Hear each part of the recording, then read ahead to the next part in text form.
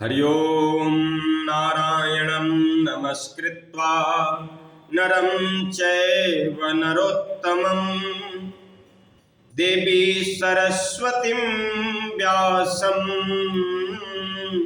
ततो जयमुदीरयत्। मित्रों, आगे की कथा मैंने आपको सुनाई है, कुंभकर्ण रावण संवाद। अब कुंभकर्ण जो है रावण को समझाता है कि तुमने किशोरी जी का हरण करने से पहले, जगदम्बा का हरण करने से पहले कम से कम पारिवारिक राय लेनी चाहिए। तो भाई, तुमने जो कृत्य किया है और उसके बाद अपना कल्याण करने के लिए मुझको जगा रहे हो। कहा कि नारद मुनि मोहि ज्ञान जो कहा, कहते हो तो समय निर्वहा। अभी तो समय निकल गया, नहीं तो नारद मुनि का ज्ञान मैं तुमको कहता कि नारद मुनि ने क्या कहा था मुझसे। कुंभकर्ण ने कहा कि भाई, तुमको याद है जब हम लोग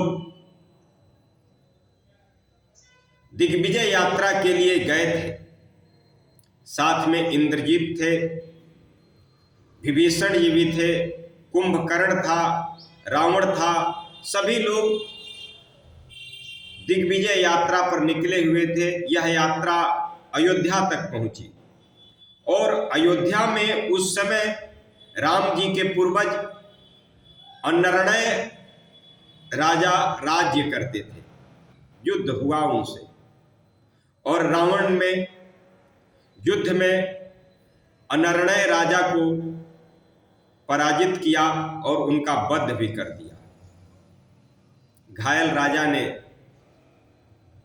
कहा रावण से कि एक दिन मेरे ही कुल में एक बहुत प्रतापी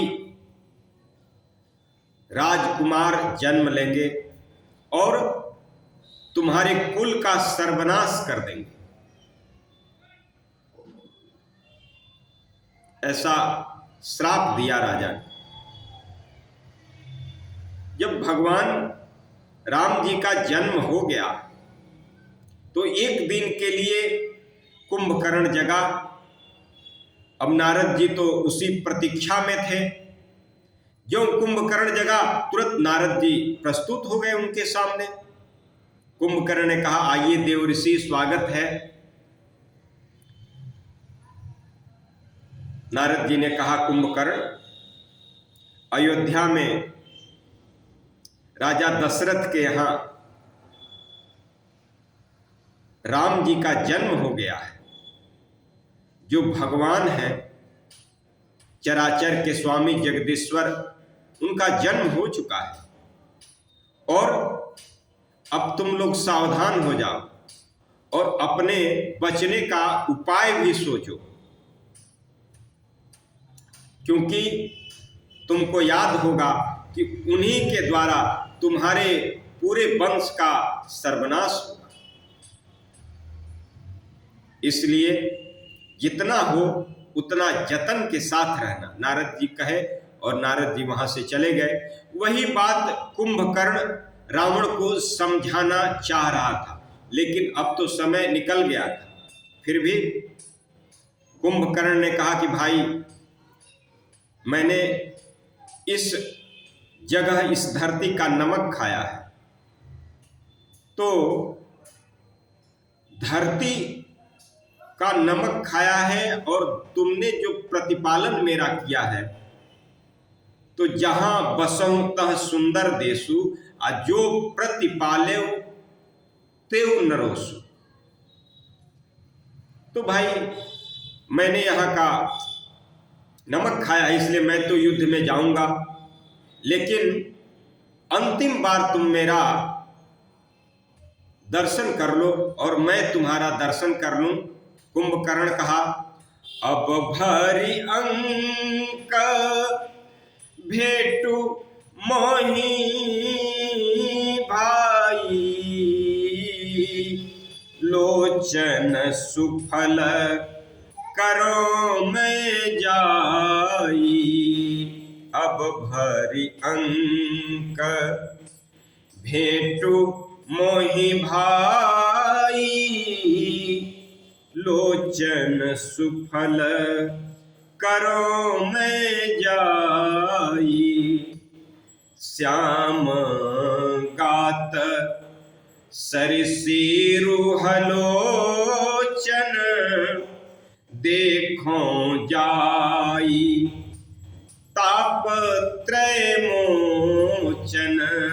श्याम गात सरसीरुहलोचन, देखो जाई तापत्रय मोचन। देखो जाई तापत्रय मोचन। कुंभकर्ण ने रावण की तरफ ग्लानि पूर्वक नजरों से देखा और कहा कि अब मुझे अंतिम बार तुम मेरा दर्शन कर लो और मैं तुम्हारा दर्शन कर लूं, क्योंकि हे भाई, अब मैं अपने नेत्रों को उनको देख करके सुफल करने जा रहा हूं जो तीनों तापों को छुड़ाने वाले हैं। श्याम शरीर कमल नेत्र श्री राम जी के जाकर दर्शन करूंगा और धन्य धन्य हो जाऊंगा, क्योंकि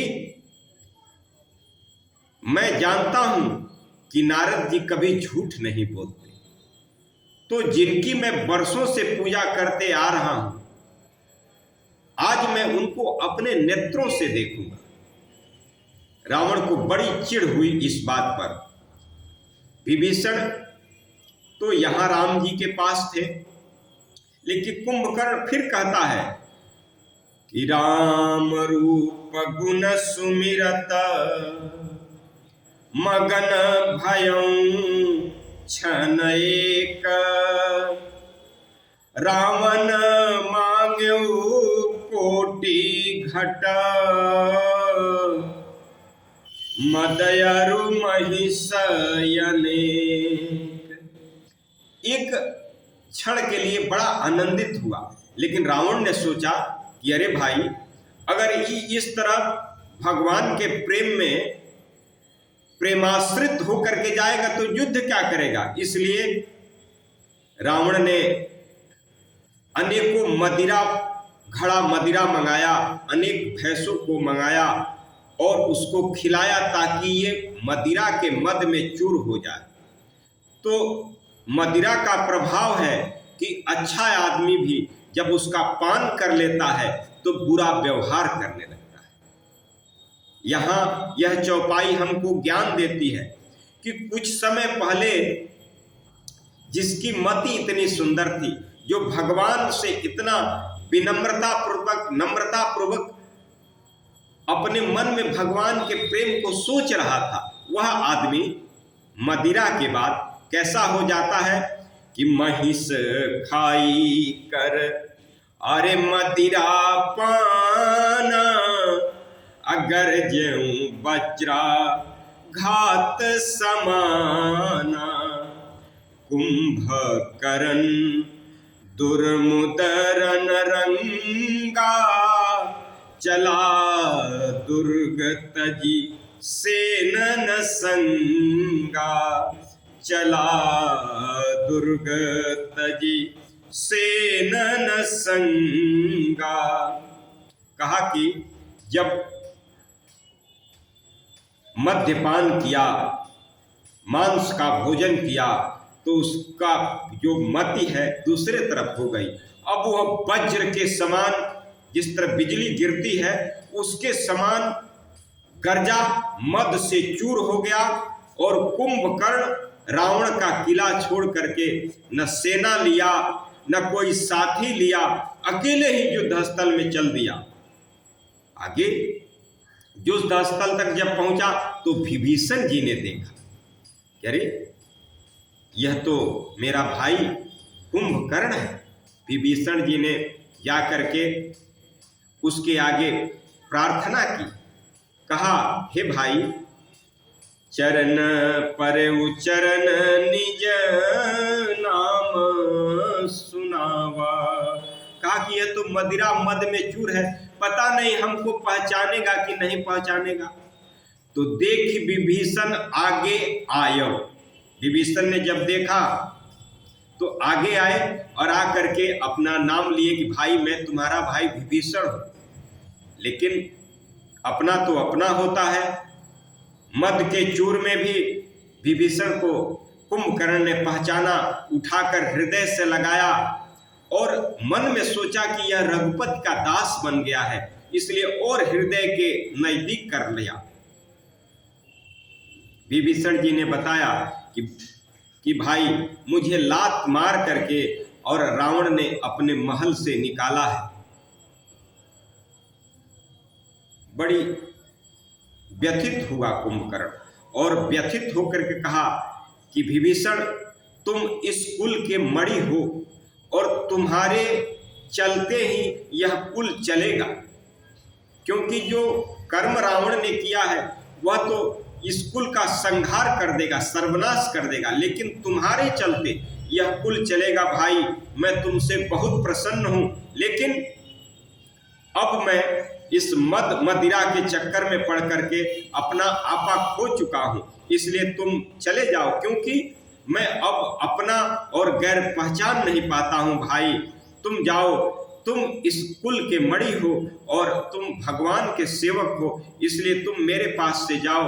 अब मैं युद्ध करूंगा, क्योंकि मेरा यही प्राणांत होगा और मेरी यही गति है, क्योंकि मैंने जिस जगह का नमक खाया है, जिस प्रदेश में वास किया है, उस धरती का मुझे कर्ज उतारना है। तो मैं युद्ध करूंगा और युद्ध में परम गति को प्राप्त करूंगा। हे भाई तुम भगवान की सेवा करो, भगवान की पूजा अर्चना करो और किसी प्रकार की मन में ग्लानि न करो। यह कहते हुए कुंभकर्ण युद्ध के तरफ अग्रसित हो गया। भगवान श्री राम से बहुत भयंकर युद्ध हुआ, बहुत बड़ा संहार हुआ और बाद में कुंभकर्ण का युद्ध में भगवान ने अंत कर दिया। ओम नमः पार्वती पते हर हर महादेव।